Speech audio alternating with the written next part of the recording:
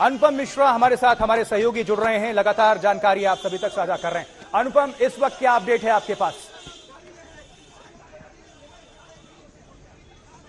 आशुतोष, बड़ा झटका गिरफ्तार किया जा चुका है पार्थ चैटर्जी को, जो कॉमर्स मिनिस्टर है, कैबिनेट मिनिस्टर हैं। ये बड़ा झटका है टीएमसी के लिए और अभी भी जो रेड है वो जारी है। अर्पिता मुखर्जी जो बहुत करीबी सहयोगी बताई जा रही है पार्थ चैटर्जी की, उनके घर पर, और जो खबर है कि उनको भी थोड़ी देर में लेकर निकला जाएगा। हालांकि उनके साथ साथ काफी सारे ट्रंक और बैग भी निकलेंगे क्योंकि काफी रुपए बरामद हुए हैं, लगभग 20 करोड़ से ज्यादा। जो बंडल रुपए थे उनकी गिनती की जा चुकी है, जो खुजरा रुपए हैं उनकी गिनती भी लगभग होने पर है। तो ऐसे में जब तक ये सिलसिला चलेगा तब तक उनको वहां से नहीं लेकर निकलेंगे, लेकिन जैसे ये सिलसिला खत्म होगा अर्पिता मुखर्जी को भी वहां से लेकर सीजीओ कॉम्प्लेक्स, जो ईडी का दफ्तर है कोलकाता में, दोनों को वहां पर लेकर जाएगा। और सबसे बड़ी बात जो सूत्रों के हवाले से खबर आ रही है कि दोनों को आमने सामने बिठाकर, मैं फिर से कह रहा हूं, दोनों को आमने सामने बिठाकर ईडी की टीम पूछताछ करेगी ईडी दफ्तर में। आशुतोष और अनुपम, जानकारी मिल रही है कि इतने भारी मात्रा में जो कैश मिला 20 करोड़, मशीनों को बुलाना पड़ा, एसबीआई के अधिकारियों से मदद लेनी पड़ी, मशीन्स को वहां पर गिनने के लिए बुलाया गया है। बिल्कुल, कल से ही ये सिलसिला जारी है। जो नोट गिनने की मशीन होती है वो कल से ही लगाई गई है। जो बैंक अधिकारी हैं जो नोट गिनने में मशीनों के जरिए माहिर होते हैं, उनको बुलाया गया है और लगातार नोट गिनने का काम जारी है। आप समझ सकते हैं 20 करोड़ कैश, ये 2000 और 500 के नोट हैं, फिर भी बड़ी संख्या में है, बंडल के बंडल हैं। ऐसे में जो इनको गिनने के लिए जो गिनने की जो प्रक्रिया है उसमें काफी समय लग रहा है। कल से ही ये प्रक्रिया जारी है और आज भी ये सिलसिला चल रहा है, क्योंकि जो बंडल थे उनको गिनने का काम हो गया है, लेकिन जो खुजरा नोट है उनको गिनने में भी काफी समय लगेगा, उनको गिनने में ज्यादा समय लगेगा। तो इसी लिहाज से 26 घंटे बाद जहां पार्थ चैटर्जी को गिरफ्तार करके निकाल कर ले जाया गया है, अर्पिता मुखर्जी को निकाल कर ले जाने में अभी इसी वजह से देरी हो रही है कि जो बरामदगी है उसकी पूरी की पूरी जो कितना बरामद हुआ, जो पेपर वर्क है वो सब किया जाएगा, जो बैग और बक्से हैं उनमें भरकर उनको निकाला जाएगा। तो इसमें थोड़ा समय लगेगा आशुतोष। कि ये मामला बहुत गंभीर है, बहुत बड़ा है और इसके तार और इसकी कड़ियां बहुत दूर तक जुड़ती हुई नजर आ रही हैं। ऐसे में पश्चिम बंगाल के मुख्यमंत्री की बात करें या फिर वहां के नेताओं की, क्या कोई प्रतिक्रिया अभी तक आपको देखने और सुनने को मिली? जी देखिए, अभी तक गिरफ्तारी के बाद कोई प्रतिक्रिया अभी तक देखने को नहीं मिल रही है। हालांकि हमें मालूम है पिछली बार, आपको याद होगा, सीबीआई ने कुछ मंत्रियों को गिरफ्तार पूछताछ के लिए लाया गया था सीबीआई दफ्तर, तो ममता बनर्जी खुद पहुंच गई थी। ये कुछ महीने पहले की ही बात है। तो ऐसे में जो टीएमसी का स्टैंड है वो हमेशा से यही रहा है कि जो सेंट्रल एजेंसीज हैं वो उसका लगातार केंद्र सरकार दुरुपयोग कर रही है, भाजपा सरकार दुरुपयोग कर रही है। टीएमसी सरकार को फंसाने, टीएमसी सरकार को हैरान करने की कोशिश इन केंद्रीय एजेंसीज के जरिए हो रही है। हालांकि अभी तक कल तक इस तरह की बातें सामने आ रही थी, लेकिन गिरफ्तारी के बाद भी हो सकता है कि ये स्टैंड टीएमसी का कायम रहे। लेकिन इसको जस्टिफाई किस तरह से किया जाएगा ये भी सोचने वाली बात है, क्योंकि 20 करोड़ कैश अर्पिता मुखर्जी के घर से बरामद हुए हैं। हालांकि टीएमसी ने अर्पिता मुखर्जी के साथ टीएमसी के संबंधों को नकार दिया है, कल ही साफ कर दिया था कि अर्पिता मुखर्जी के साथ टीएमसी का कोई संपर्क नहीं है। लेकिन जो दस्तावेज ईडी को मिल रहे हैं उसमें जो प्रोसीड दिखाई गई है, ये 20 करोड़ रुपए जो दिखाए गए हैं, ये वो जो एसएससी घोटाले की जो रकम थी, रुपया था, वही दिखाई जा रही है, बताई जा रही है। तो ये पूरा का पूरा लिंक जो इन्वेस्टिगेशन प्रोसेस है उसमें जुड़ेगा, उसमें साफ होगा। अनुपम, साथ ही बताया जा रहा है कि सूत्रों के मुताबिक कि ईडी के निशाने पर पूरा बंगाल का जो शिक्षा विभाग है वो मौजूद है, क्योंकि WSSC के अधिकारी हैं, पूर्व अधिकारी हैं, इनमें बहुत सारे नाम हैं। पार्थ चैटर्जी गिरफ्तार हो चुके हैं, उद्योग मंत्री, और पार्थ चैटर्जी के अलावा बता दें परेश अधिकारी का नाम सामने आ रहा है, मलिक भट्टाचार्य, अर्पिता मुखर्जी, बीके बंदोपाध्याय, चंडल मंडल उर्फ राजन इनका नाम है, कल्याण भट्टाचार्य हैं, कृष्णा सिंह अधिकारी हैं, एसपी मिश्रा हैं। यानी कि किस तरह से तमाम लोगों की भूमिका, ये लोग संदेहास्पद हैं और शिकंजे में हो सकते हैं। जी देखिए आशुतोष, एक दिलचस्प बात आपको बताऊं, कुछ साल पहले जब ये एसएससी घोटाले की बात चल रही थी तो एक भाषण के दौरान ममता बनर्जी ने बंगला शब्द का यूज किया था, घुघुर बासा, यानी कि एक गड़बड़ी की जगह शिक्षा दफ्तर और एसएससी के प्रति उनका ये जो लफ्ज थे उन्होंने इस्तेमाल किए थे। तो ममता बनर्जी को खुद भी पता था कि यहाँ पर बहुत सारी गड़बड़ियां हुई हैं, खुद कोशिश भी की गई थी, लेकिन जो कोशिश हुई थी उसके बाद का जो नतीजा है वो सामने नहीं आया। उसके बाद एसएससी जब घोटाला सामने आना शुरू हुआ। हाईकोर्ट में मामला गया, हाईकोर्ट ने सीबीआई जांच की बात की, सीबीआई को जांच के लिए बुलाया गया, सीबीआई ने जांच शुरू की तो काफी परतें निकलनी शुरू हुई, बाहर आनी शुरू हुई।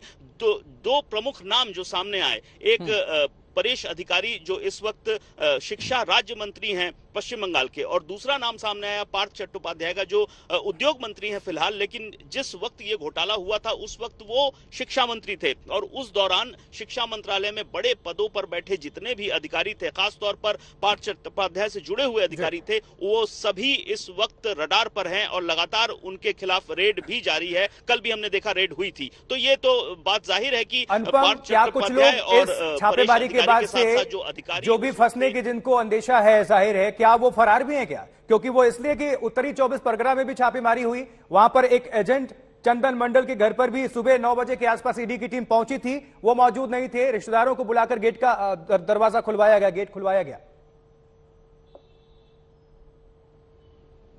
जी देखिए, निचले स्तर के जो अधिकारी हैं उनमें से कुछ अधिकारी अभी तक जो बात सामने आ रही है वो अभी ईडी को नहीं मिल पाए हैं। हालांकि जो बड़े अधिकारी हैं उनके फरार होने की संभावना बहुत कम है, क्योंकि वो बड़े नाम हैं। ऐसे में अगर वो फरार होते हैं तो ये पूरी तरह से जग जाहिर हो जाएगा कि आखिर उन्होंने कुछ किया था, तभी वो फरार हुए हैं। तो ऐसे में बड़े जो अधिकारी हैं उनके फरार होने की संभावना काफी कम है। जांच प्रक्रिया जो है वो चल रही है, जो बड़े नाम है वो अभी तक यहीं पर है। ईडी की ओर से भी अभी तक पूरी तरह से ये साफ नहीं किया गया है कि कौन कौन से लोग फरार हैं। हमारे साथ हमारे कंसल्टिंग एडिटर जयंतो घोषाल जुड़ चुके हैं। जयंतो जी, इस पूरे घटनाक्रम को आप किस तरह से कहना चाहेंगे, क्योंकि अपने आप में ये बहुत बड़ा मामला है, बहुत गंभीर आरोप। देखिए, ये बहुत गंभीर आरोप है और जो बहुत बड़ी रैली ममता बनर्जी ने किए थे उसके एक दिन बाद जैसे अभी हुआ है, सबसे बड़ी बात है जो कैश मिला है, और 1-2 करोड़ नहीं 20 करोड़, उसमें जो ईडी ने भी जो ऑफिशियली रिलीज किया है वो फोटो सोशल मीडिया में वायरल होने के बाद अभी पूरी पश्चिम बंगाल में हर जगह ये दिखाई दे रहा है। और इसके कारण अभी बहुत बड़ी रिएक्शन तृणमूल में हो रहा है। तृणमूल ऑफिशियली अभी रिएक्ट भी नहीं कर पा रहे हैं, रिएक्ट किया भी नहीं, टाइम ले रहे हैं। इसके पीछे एक सबसे बड़ी कारण है, क्योंकि जब ईडी ने स्टार्ट किया था ये एजुकेशन का स्कैम, उस समय Abhishek Banerjee as a party general secretary and party का जो मेन लीडर अभी पार्टी के ऑर्गेनाइजेशनल एस्पेक्ट अभिषेक बनर्जी देखते हैं। अभिषेक बनर्जी ने सजेस्ट किए थे कि पार्थो चैटर्जी को कैबिनेट से हटा दिया जाए और एक्शन लिया जाए। और इसके कारण आपको याद होगा उसमें सीएम और नेफ्यू का जो कॉन्फ्लिक्ट और ये सब स्टोरी बहुत उस समय चला था, लेकिन एक्चुअली ये सीएम अभिषेक कॉन्फ्लिक्ट ऐसे मैं इंटरप्रेट नहीं करता हूं। डिफरेंसेस ऑफ ओपिनियन था, वो क्या है कि पार्थो चैटर्जी के बारे में दीदी का एक इमोशनल पॉलिटिक्स जो दीदी करते हैं ना, कि तृणमूल कांग्रेस के फाउंडर जो लीडर्स हैं उसमें पार्थो है और वो पहला दिन से वो दीदी के साथ है, लॉयल्टी फैक्टर है। और सबसे बड़ी बात है उनके हेल्थ इश्यूज हैं, हाईली डायबिटिक हैं। 21 जुलाई भी वो बैठ के स्पीच दिए हैं, वो खड़े नहीं हो पा रहे हैं। तो ये सब सेंटिमेंटल इश्यूज जो हैं वो बहुत बड़ा। लेकिन अभिषेक बनर्जी का कहना है कि in politics the emotion should not be the factor, तो you have to take action.